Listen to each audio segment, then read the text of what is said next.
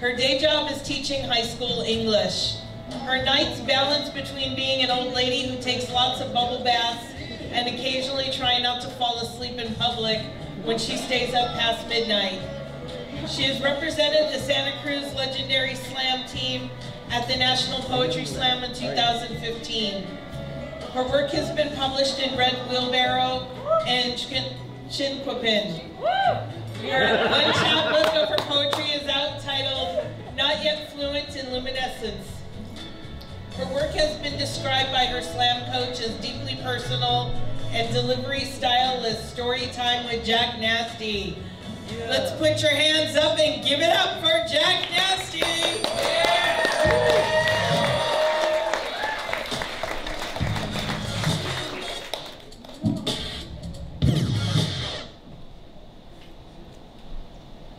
You ever remember one time in your life you were too shy to say, vagina? Yeah. Vagina, or vagina in Latin, it literally means sheath for a sword. A pussy is a gold-encrusted sheath tomb robbers envy and lust after, but my whole being is a blade, keep a razor sharp and polished, ready to cut those dumb enough who try. Women, we stay sharp. When half a man's face winks out a, hey beautiful, meets no response, other half turns grizzled and snarl sounds a warning bell of violence after rejecting an aggressor. But if you brandish the armor of feminine skin, you already know this as your daily existence. But the slurs thrown at us used to be ours. Canus, Latin for the vulva or cunt, erlot, French for vagabond, putana, Greek for prostitute, puta, Vedic for pure or holy, puta, Spanish for whore, as in whore priestess. This is not an oxymoron. Whore priestesses or sacred whores were responsible for opening others to pleasure and sexuality and taking the drive of war out of men, making it so they had to go through the sacred whores, witches, or magies to even speak to the deities. But our words, God buried in his story, our words turn slurs, come from the same loins, our words have been bastardized. But we have awoken from our forced amnesia. So when men call each other pussy when they really mean coward, we all know whole human beings come from a pussy, so show me where the coward is in this. It is men slandering and demeaning women because they are afraid their power has been challenged, afraid of women's temerity and vigilance, of the growing distaste rotting in our mouths since our first breath, of the rumble slow but steady in our belly since man wrote a new place for us in his book where he is sole author. But every man's existence is made possible by a woman, yes, all men. But woman is battlefield, woman is army, woman is resilience, yes, all women. So when my veteran mother and grandmother cautioned me away from womaning up too quick, when women tell each other where they're going and an address and what time they will be home, when we make sure that all our femme friends have a safe way home tonight, when we travel in packs in public places and even to the bathroom, it is because we know our breastplates have to double as armor and shield. We travel in packs so our bodies may become a whole artillery of blades, sharpened and ready to reclaim our place by any means necessary. Thank you.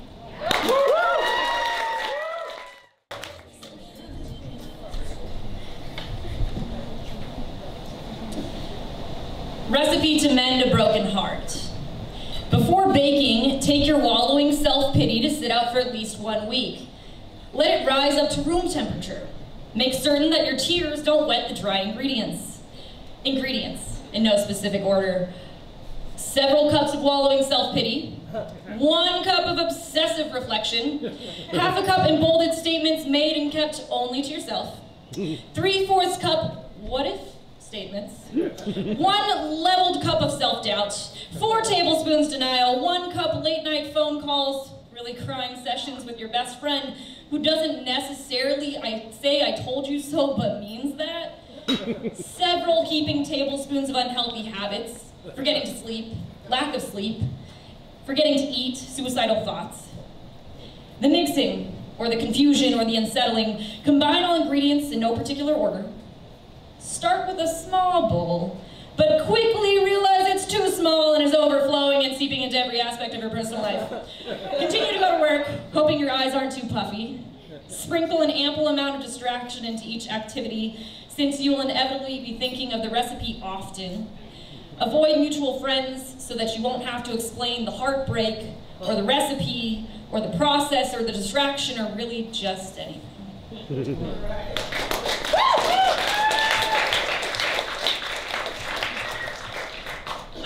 Hey, what's up? So, I go by Jacqnasty, my name's Jacqnasty. Thank you for coming out tonight, and thank you for having me, Poetry Center, and the San Jose Slam. I'm really excited to be here. So, it's gonna be like a couple short pieces for you, a couple new pieces, and then end with more of like a slammy piece. So, we'll just see as many as I can get in the 15-20 minutes that I'm up here for you. This next piece is a new shit.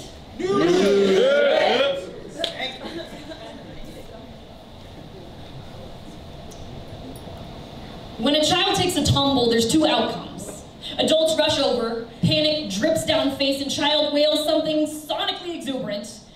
Or, adult engages poker face, hand extends, and the child runs on. But now, in this scenario, I am adult, our friends are the child skinning their knee, not because they're incompetent, but the innocence and wonder in their eyes that I cannot stomach shattering. And when they ask me about you, I catch the glint cast off their glass eye and poker face my way through saying, "You're good," when we've already split 7 days ago. But now I'm the child. I can tear the gravel out of my knee, refuse a Band-Aid or a kiss because I seem fine as long as I don't get a reaction. And so I am the adult lying and letting it be for the greater good, but I am the child and I need to be protected, and the only way I know how is to be both simultaneously. My brain is the weak heart and my heart is long stairs, and I listen to sad music when I'm sad and I'm writing this. Sometimes I'm sad about nothing and everything at the same time. Washing my car in the rain while crying, all the water makes such a good excuse. And it's winter harsh, pouring savagely. Visibility low on the 17, peripheral eyeing the mountainside road. I daydream of the crash and how no one would know it wasn't an accident. And sometimes my death seems so relaxing. But I get to Dominican Hospital, and the old wise poet asks me about you as she lays in the last days. And she is the child whom I cannot steal the sun from, and you already know who I am. Put on like the last pick at PE. I don't want to play, but everyone else is. The years go fast, but the days go so slow. And for so long, I believed that harmful relationships taught me lessons, fashioned my kneecaps tougher, gave me wisdom of some experienced sort. But you did not come with Band-Aids, a kiss on the boo-boo, or a warning label. And when I knew I should leave before I left, I was a stumbling child looking to see if I should cry out. I took your ignoring me as a sign to run on and play, continue my innocence or my naivety. And in that moment, I too was the adult, hallucinating a role reversal, saw you skinning your knee, kept my face straight in a plea for you to stay. And once you left, I forgot how to be either.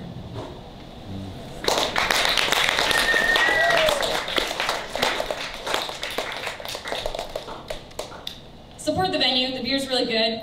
This is combining two of my favorite things, poetry and beer, so I'm really excited to be here.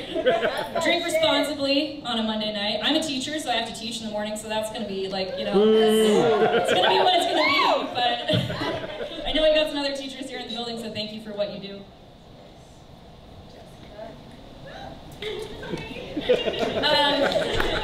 So I'm gonna do a couple short pieces for you. I really enjoy short pieces and I don't get to read them very often. You don't have to clap in between each one. I'll just kind of like give you a signal so you know it's over. Yeah.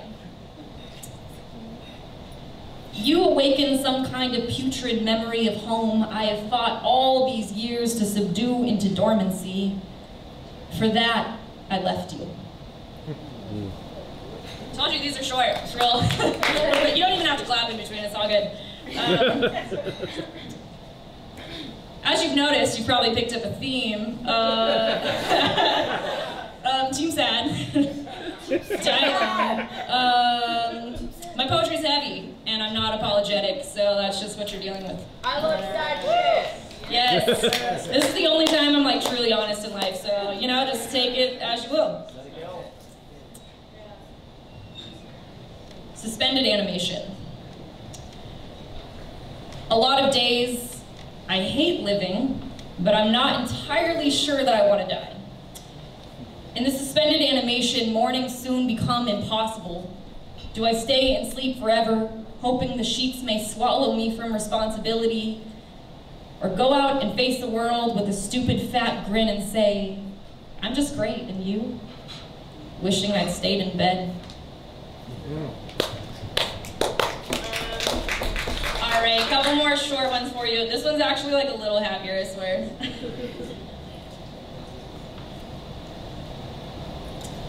Unattainable. Words don't always seem sufficient. Catch that afternoon draft, the stream of light cascading onto her shoulder blade, missing dandelion seeds bleeding past fingertips. Confusion. How could I have missed it? The worst part is, I don't know what it is that keeps fleeing from me.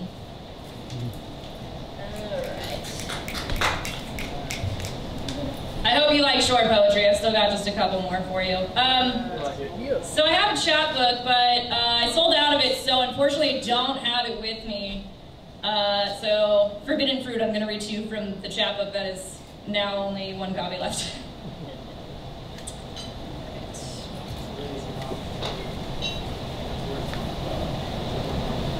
That means I need to write a new book. Just a small task, you know, just write a book.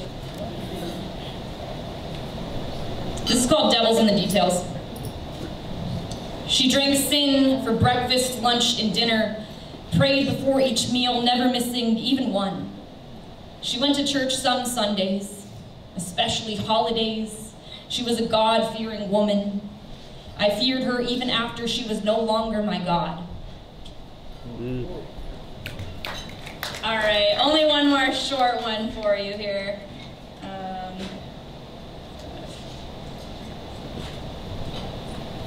This next one's called Consent is Sexy.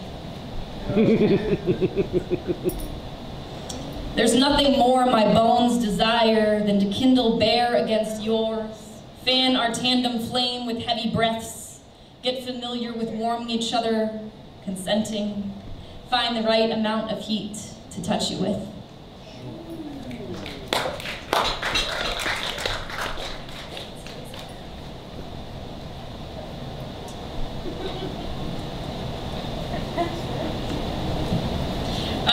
Quick side note for you. So being a teacher is interesting because my legal name is not anywhere on social media or anywhere on the internet. And somebody filmed one of my poems. I'm super grateful for that. But they filmed it and they put my real name on it, and it's called Bitch Face. I'm not going to do that one tonight, but you know what that's about. One of my students found it and he was like, "Oh, Miss G, can we please watch Bitch Face?" And I was like, "Woo!"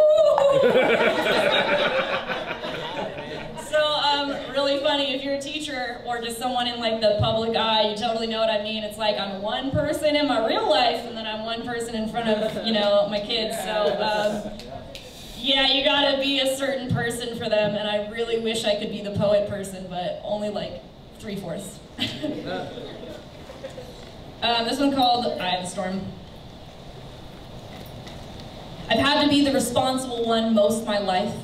I guess that's why I only fall in love with the sporadic, spontaneous, chaotic storm chasers. No, the storm itself.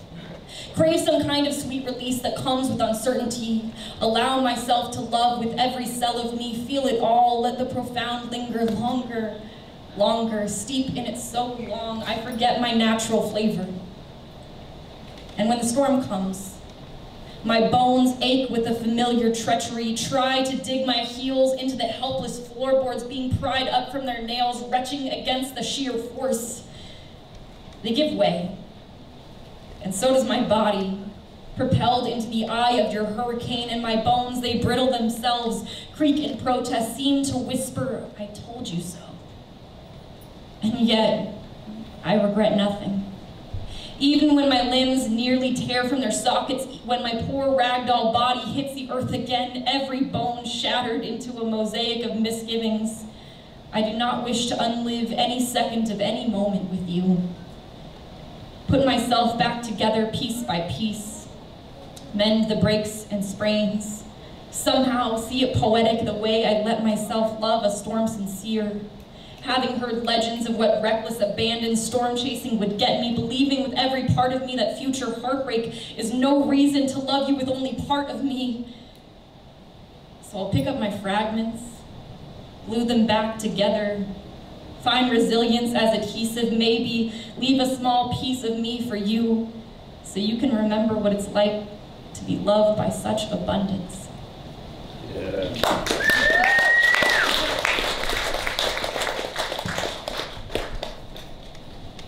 How are you guys doing? Great. Okay. All right, good. This is like a medium-sized piece.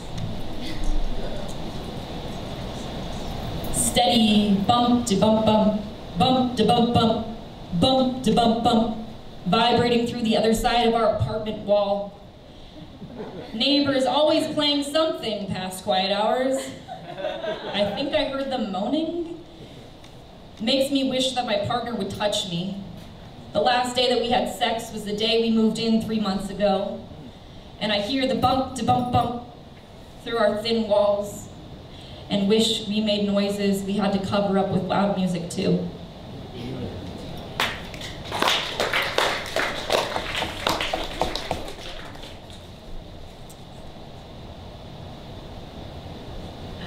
This one's really fun. Okay. I have an option for you. One is about being so single it fucking hurts. Or the other one is about summertime and memories with your family. Okay, I'm gonna do it about being single as fuck. We'll see if there's time for both. There's time. More fun. So this was to the writing prompt that I really encourage you to write to. Reasons why I'm undateable. Ever see a couple that's so cute, it hurts? And all you can think is, well, I'm single as fuck. I guess there's a long list of reasons why I shouldn't be dated. Dear possible lover, I have to tell you the inevitable truth. I will get sand in your house at some point, if not semi-often. I won't make you go body surfing with me, but I'll offer so many times you'll probably skill yourself in craftful selective hearing. This being noted, I will get hair on your pillow and in your shower and on your floor and probably your mouth when we kiss, but not your food. I'm an avid baker and cook, and hell, that's just blasphemy. Braided fragrances will loft from the kitchen, and your taste buds I'll ask a sacrifice, and no inch of your skin will be unknown to my lips, whether by kiss or gentle wisps of poetry marrying their way through your bones. My eyes will trace your figure when you're not aware, attempting to cartograph you wholly so your curves can choreograph these lines. I should let you know, I'm married to the game, and so many events I'll invite you to, you'll be hanging with poets a whole hell of a lot. So I suppose I should warn you now that poets are weird. No, like really, poets are weird. We're gonna get you word drunk and probably really saucy too. And my tongue will acrobat words and phrases for miles and days, and the only way you'll truly get to read my limbs and tangle with my brain's unsaid words is by listening to my poetry. I'm not strictly a shower singer, but an absolutely every occasion singer, melodies to lull your head to rest while I walk or draw your name in 21 different scripts. I'll freestyle, sing, and ask again if you'll please go to the beach with me. Our bodies entangled while sun fingerprints lapping shorelines, sea lions arfing at us all the while, and I may ask you if my vocal cords are disciples of their songs. Silence is serene, and I will not always have the words. I'll make funny faces at you at the most inappropriate times, like during a speech or when you're on the phone with your grandma. My notebook will spill over with lines, circumventing all that you are. By moonlight, I will whisper sweet everythings to you. And when we finally do lay our weary heads to rest, limbs weaving into blanket arms, I'll cuddle you the whole night through. Oh, please, please, let me love you. Whoa.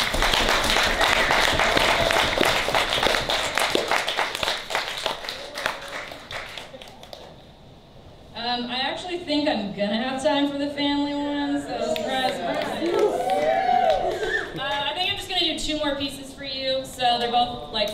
kind of pieces, but just 2 more for you. Thank you for listening. I'm really happy to be here.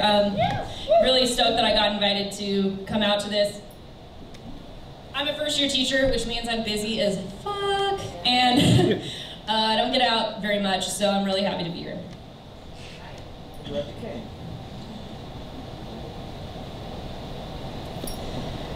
Oh, it's harvesting time, I said, oh, twist the fruit from the vine, I said, oh, would you look at the shine, oh, it's summertime.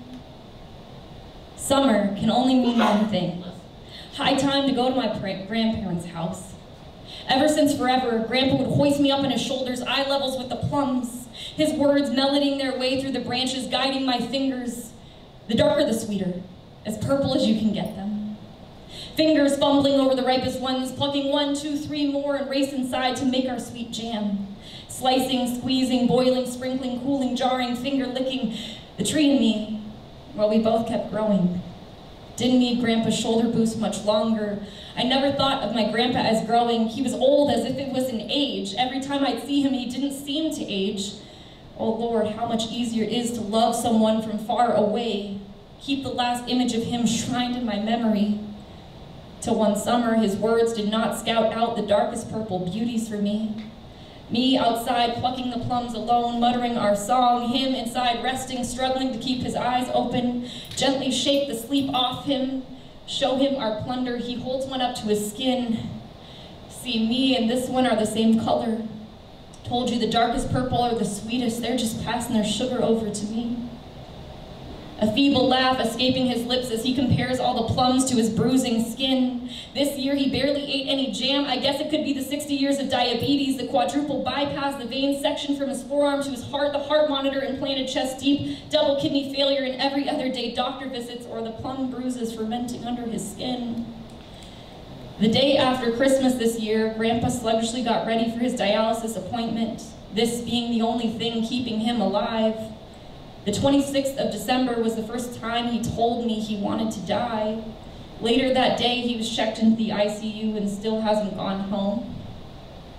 I don't want to can him to preserves to sit unhappily through the remaining years. I wish him the resolve he desires. Oh, I hope mercy still exists. His last image will be shrined in memory so he can be immortalized. And I know that the next time I meet with his plum tree without him, the wind will carry his whisper to scout out the darkest purple beauties for me.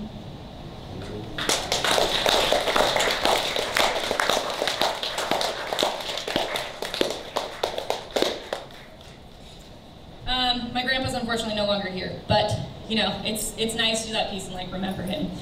So thank you for that. I just have one more piece for you, so please stick around for the second round. I'll be here. You guys should be here. All the poets that have come up so far are really fabulous, so I'll be in the back if you want to come say what's up or, you know, connect via social media, etc. I'm a real person, so come say hi. I like to hear from people. Just one more piece for you.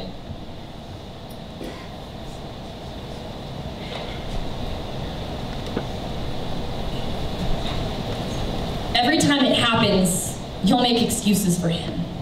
Oh, it's just this one time. Just once or twice a week. Just every other night. Just justify. Maybe this is his life. When he stumbles in bed face down next to you near dawn, half fear, half asking, "Are you Jacqnasty? Where's Jacqnasty? Can you tell me how to get out of here?" He got lost in my room once and frequently can't shake the sleep or the hangover or both from his skin till noon or after. Brings me out to breakfast to mend some bridge he doesn't recall trying to burn last night. Don't normalize your feelings. It's been a minute since I've done this one.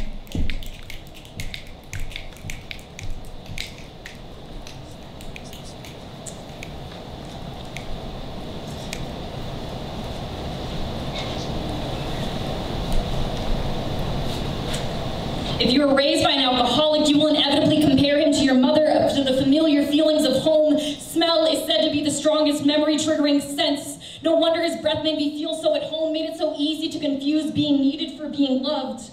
When our relationship was just budding, his open-door words, so caring and gentle, took a few months for them to lose luster in the bottle used to drown all the parts of him he was ashamed of. I want to help, but my love will let down a safety rope only so far. I am not his mother. I am not his mother. He is not my mother. He is so like my mother. I can't be with someone just like my mother.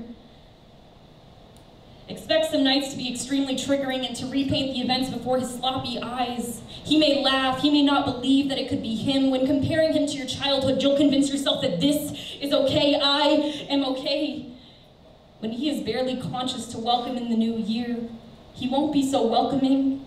Finally get him to lay down, he will get up and lunge forward, wag his dog finger in your face when he threatens to kill you and all of your friends.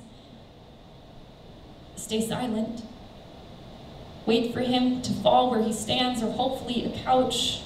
Swindle all the half-full bottles off the coffee table. Expect to cry that night he pounds on your locked bedroom door. Expect to cry to Al Green and in the grocery store. Go get in the waves where your hurt will be disguised by all that salt water. Let go.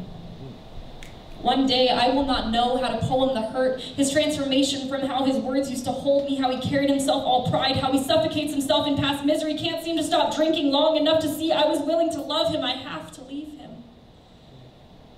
Expect to cry.